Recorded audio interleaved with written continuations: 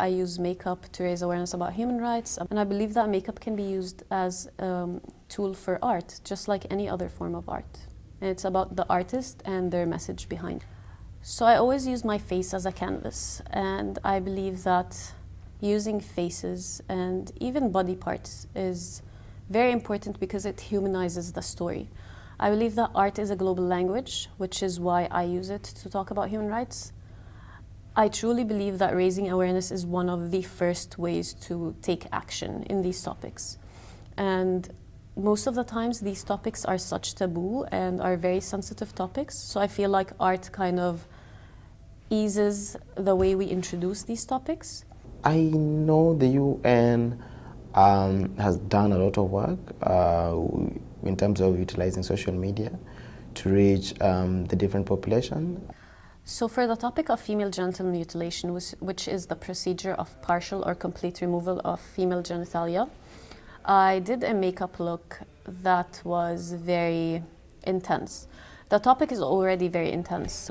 I completely closed my lips, so it looked like I didn't have any lips. And then in order to show how FGM happens, I had to cut through my lips through a blade and then have blood come all over. So I think the reason why I do it on my face is because it creates a human story, it makes it more humanized, and also because it personalizes it. Female genital mutilation, it is something that is very pronounced. There are cultures that still, appreciate and will want to, keep to that kind of practice. And the reason why I did that look was because the statistics were crazy. For example, in Somalia, it's 98% of women that undergo FGM.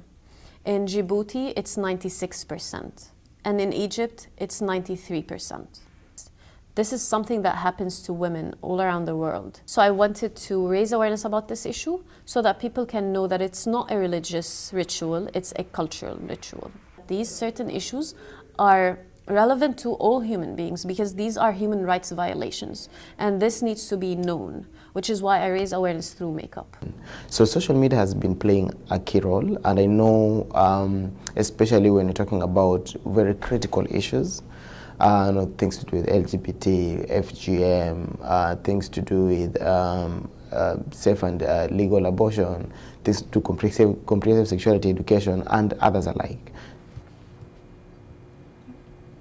I translate my emotions into art.